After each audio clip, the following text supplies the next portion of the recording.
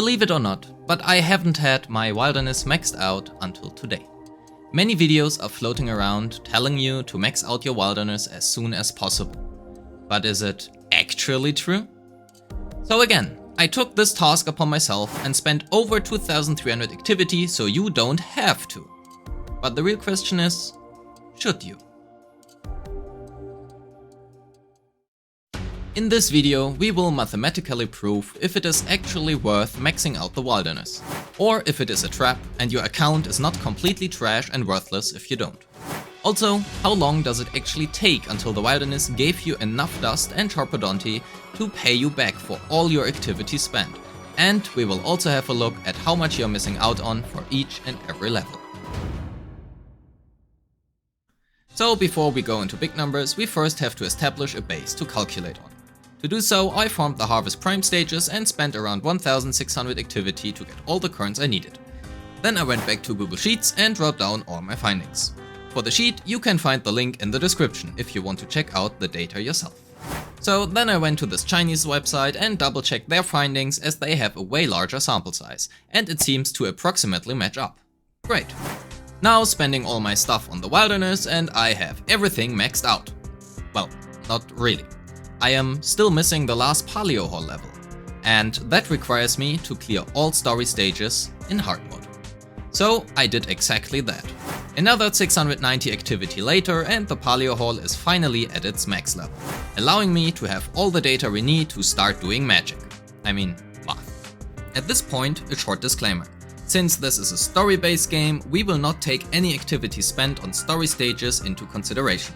If you finish the main storyline until chapter 421, you will be able to level up the Paleo Hall to level 4, which will allow you to have 3 queues for the Dust Tower and Charpo Market each, and every queue can be leveled up until level 5. You are also able to reach at least 1260 Vigor without spending any money, which will grant you a resource income bonus of 34%. You might be able to get more, however, as I do not have data on that, we will use that number. Also, since I missed out on early data, I created a second account and played all the way through the first 3 chapters again to get the missing data for Paleo Hall level 1 through 3. Anyway, going back to Google Sheets, we enter our data, add some magic for calculations, and boom, we have our results. I won't read out all the numbers here on screen, so either check it out for yourself, link in the description, or pause the video now. Done? Great. I do want to mention all calculations are based on you having all queues at the same max level possible for the given Paleo Hall level. Furthermore, the first 3 Paleo Hall levels returns cannot be calculated easily, since different players will have different vigor at different stages, so please take that data with a big grain of salt. However, we want to focus on the last 2 levels. Paleo Hall level 4, which you can unlock after finishing the story, and level 5, which requires you to clear all the traces. A level 4 Paleo Hall with 3 queues at level 5 for Dust Tower and Charpo Market each, with 1260 Vigor, will give you around 15,440 Dust and 6,935 Charpo each day, which equal around 50 activity. To get to this point, you had to spend a total of 1162 activity. Taking that number and dividing it by the 50 activity we get each day, the Paleo Hall will pay for itself after around 23 days.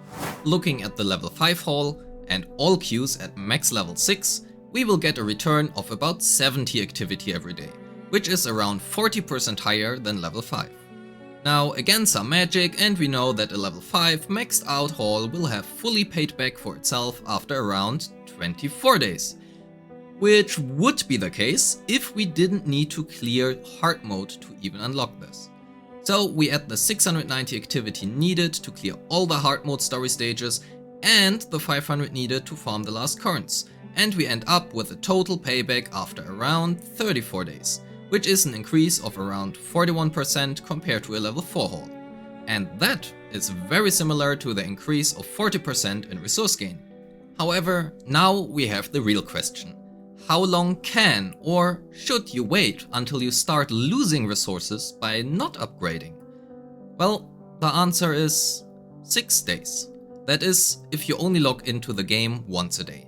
Given you would need to spend 1218 activity to max out the hall at level 5, and generate 180 activity a day, you will be fine up until day 6. After that, you would actually start losing out on around 183 activity each day, which is more than you actually get. So, if you haven't maxed out your wilderness within the first few days, don't sweat, you are good. However, if you are a day 1 player and haven't done so yet, just like myself, your account might be actually worthless trash by now. Just kidding, of course, but you should probably do this soon. Thanks for watching and have a great day. Peace.